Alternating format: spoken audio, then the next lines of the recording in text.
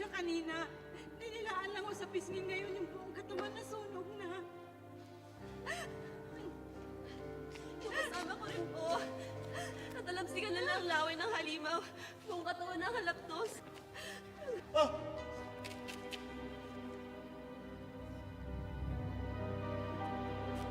Huwag niyong gagalawin ang katawan ng biktima. I-cordon ako pang buong area. Mrs., umalis na ho kayo rito. Kami na hong bahala. Eagle 4. This is Gonzales. Mag-ingat kayo sa pagre-rescue ng biktima. Huwag niyong hahawakan ang sugat nila.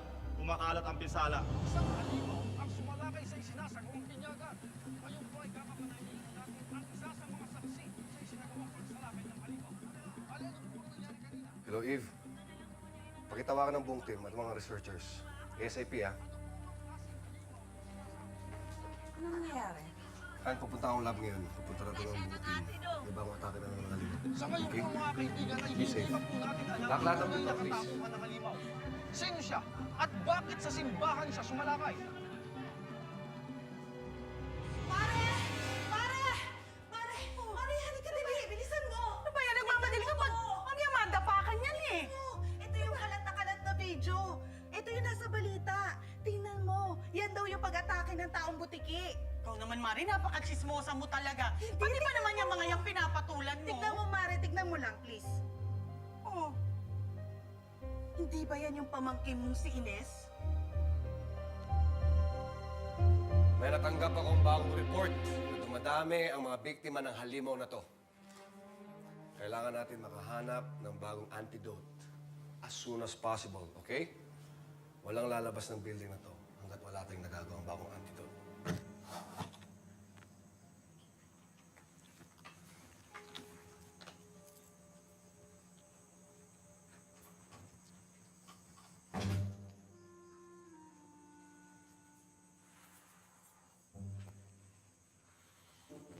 saan ka galing? Diyan lang po kila Chico eh. Aha!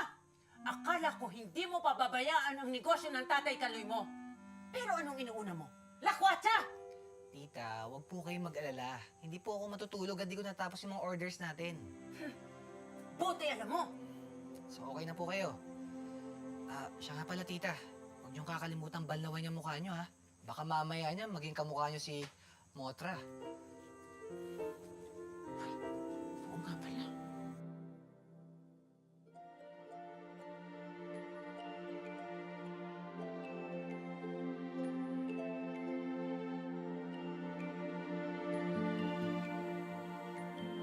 Hindi. Hindi. Hindi ito totoo. Hindi ko pwede magustuhan si Miguel.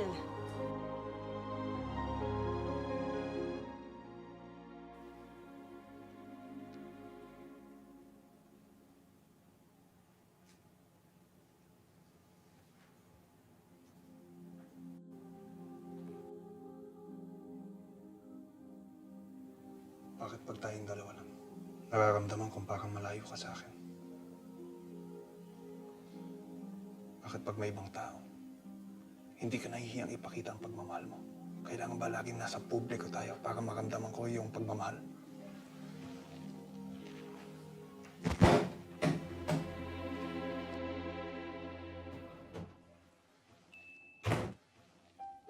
Ryan, wake up. Ano ba? Natutulog ang tao eh. Ryan, wake up! Ano ba problema mo? Set me a date with Ken. Ano? Set me a date with Ken. Sis, di ba nga galit pa sa'yo si Ken? Basta! mahal na rin kita agad doon. Pero hindi kasi intindi ng pagmamahal mo kay Kuya. Naging pagmamahal. Tapos na yun. Wala na. Yun ang nakikita ko sa kilos mo, Ruth. Ikaw na rin ang nagsabi na hindi siya karapat-dapat na mahalin. Oo. Dahil wala siyang kwenta. Tinakas ka lang niya para gamitin. Pero nung nagkapigpitan, anong ginawa niya? Tinraidor ka. Sinumbong ka sa konseho. Tama na. Sabi niya, mahal ka niya. Pero inuna niya ang sarili niyang kaligtasan. Yun ba ang pagmamahal? Tama na. Inanakan ka lang niya para pag-eksperimentohan! Tama na! Ruth, ka sa'yo. Ako nagsakripisyo para iligtas ka. Kahit na nangahulog ang itakwil ako ng sarili kong planeta. Pero isinugal ko ang buhay ko para iligtas ka. Dahil noong una pa lang nakita kita, alam ko na mahal kita, Ruth. Kahit alam kong bawal. Kahit alam kong magkaibang ating uri. Wala akong maisusukli sa kabutihan mo sa akin, Agadon. Mahalin mo lang ako. Sapat na yun. Nawalan ka ng tahanan ng dahil sa akin. Hindi ako nawalan ng tahanan. Dahil kasama kita. Itong planetang ito. Itong gagawin kong kaharian. Kahariang iaalay ko sa'yo.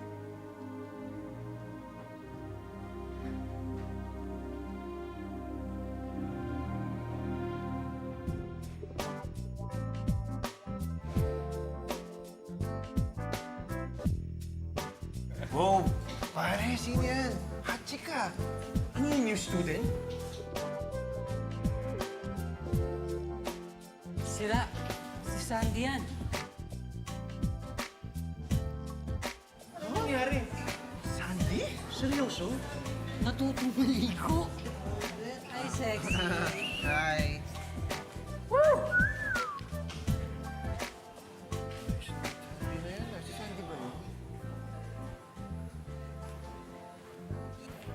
Nigs!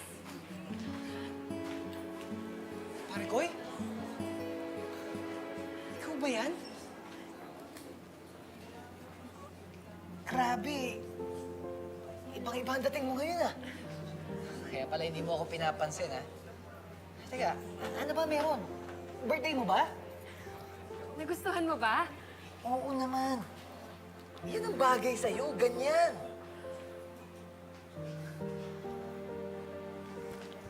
Hi, Miguel. Ay, Elena.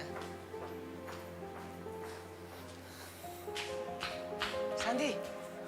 Sandy! Sandy!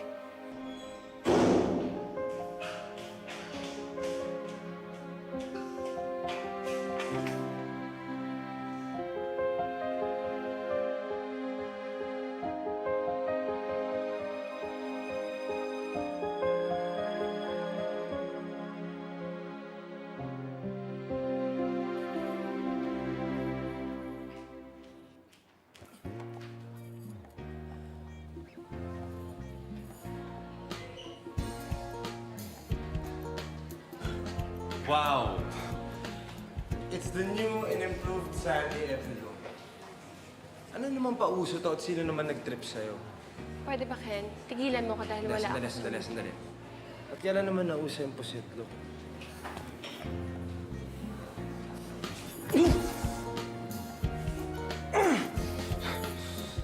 Yan. Yan ang uso.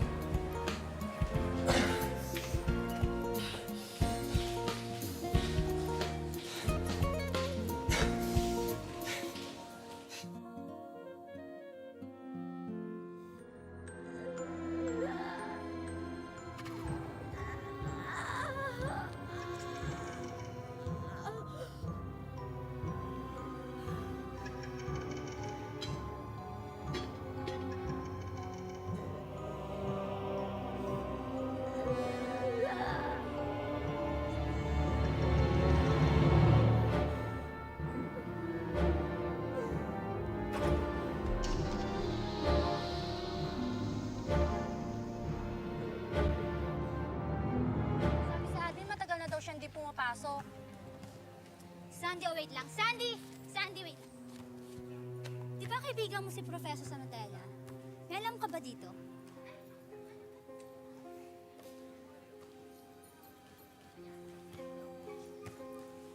Wala. Isang magandang umaga nga ang kinakaharap natin dahil naglabas na ang Evilone Pharmaceuticals ng kanilang antidote. At ang gamot na ito ang sinasabing makakalunas sa stress-eating virus na ikinakalat ni Titikin. Hindi magkamali umayaw ang pila sa lahat ng drugstore sa bansa. Halos lahat. Puro BTK na lang yung nasa TV. Wala na ba iba palabas dyan? Oo nga eh. Buhay pa pala yung si Beauty Key na yan. Ang tibay din, no? Ang sabi sa balita, naputol daw nila yung buntot. Ang hindi nila alam, kayang patubuhin ng mga butiki yung mga buntot nila. Hindi ba nakakapagtaka? Nung una, si Mothra. Ngayon naman si BTK. Parang may mali eh. Bay, parang may mali talaga. Eh dati-dati yung mga buting nasa kisame lang yan. Naglalaro-laro lang dyan. Ngayon, umaatak-atak na. Naboboard na yung mga yun.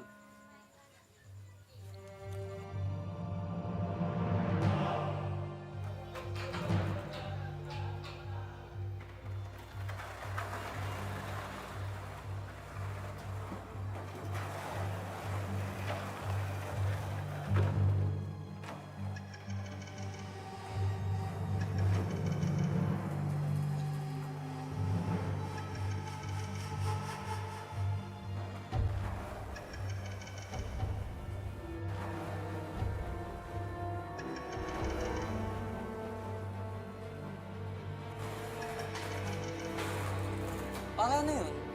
Tayo, pare. Narinig niyo ba yun? Lakas naman nun. Ano yung butiking may microphone?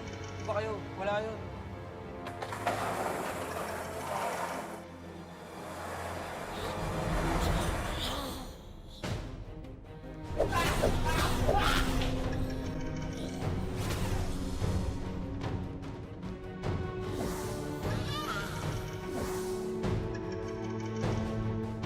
Istorbo!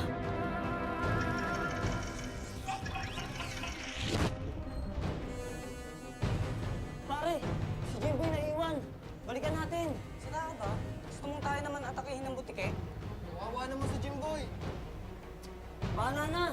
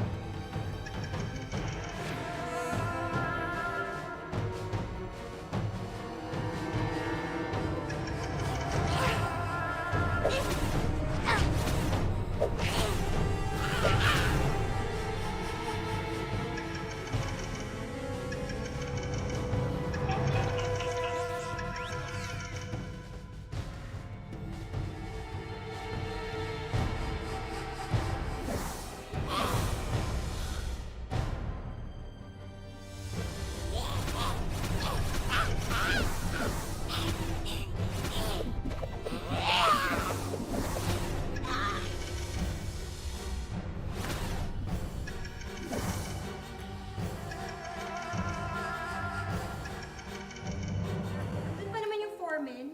Tumigil nga siya. Who does she think she is? Da. At saka ang kapal pa naman ang mukha niya na sumala sa Mr. and Miss Pop You. Ano akala niya matatalo niya si Yelena? In her dreams. At saka kahit na ano pang suotin niya, baduy pa rin siya, no? You know, she's so plain. How can she win? As in, wallflower beauty talaga. At saka kahit na dumaan pa yan ng nakagown doon, mukha pa rin siyang tindera. Sabihin niyo nga yan sa harapan ko. Sa susunod, bago niyo ako laitin, tingnan niyo muna yung mga pagmumukha niyo. Tingnan niyo naman yung tsura niyo. Kung makapag-makeup ka, parang wala nang bukas. Ang kapal rin ang mukha mo, ah. Mananakit ka? Ano sinasabi mo, ha? Ano nangyayari dito?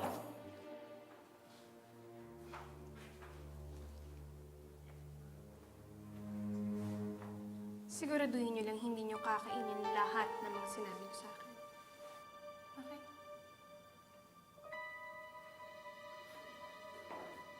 Hi, ma'am.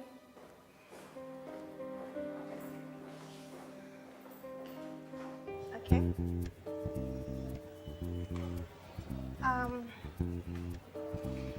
Excuse me. Iho, may sira ba ang mata mo?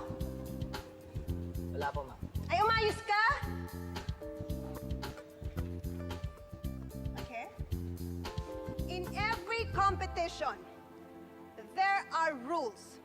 Kaya ito, gumawa ako ng mga set of rules na dapat ninyong sundin. Para siguraduhin natin na that winner will win fair and square. Una, sisiguraduhin ko na hindi niyo ako pahihirapan. Dahil pag pinahirapan ninyo ako, sisiguraduhin ko sa inyo na hindi kayo makakaabot sa beauty contest proper. Is that understood?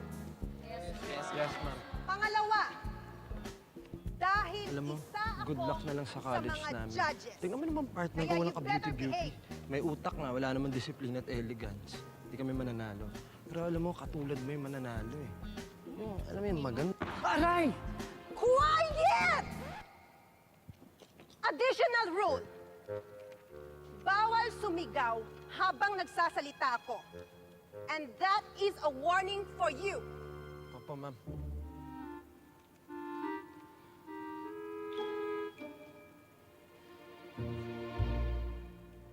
Ma'am, kayo na lang pong hinihintay sa meeting.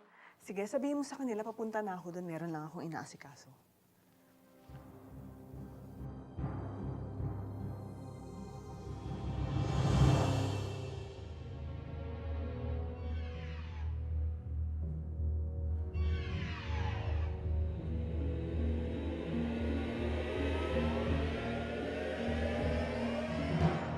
So, since we're trying to reinvent an old product para maabot natin ang lahat ng... Hi. I'm awfully sorry. I didn't realize traffic was going to be so bad. I hope I didn't make you guys wait for long. So, shall we start?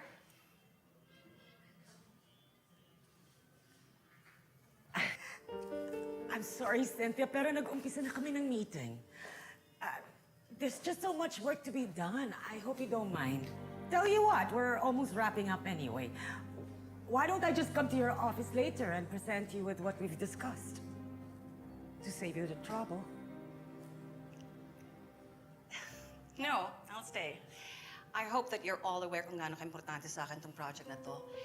And I want to make sure that I oversee everything, every step of the way, just to make sure that we're all on the right track.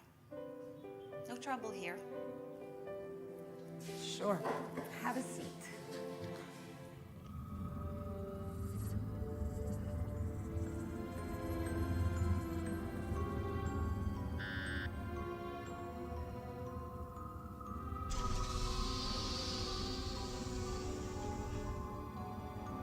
Boss, babalik lang yung Butiki. Mukhang ang biktima na naman. Hindi ako nagkamali sa pagpili sa kanya.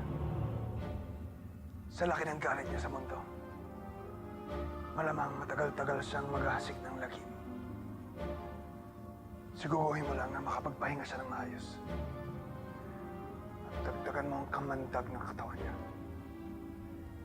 Sa ganun ay, sa susunod, mas marami siyang mapaslang. Okay, boss.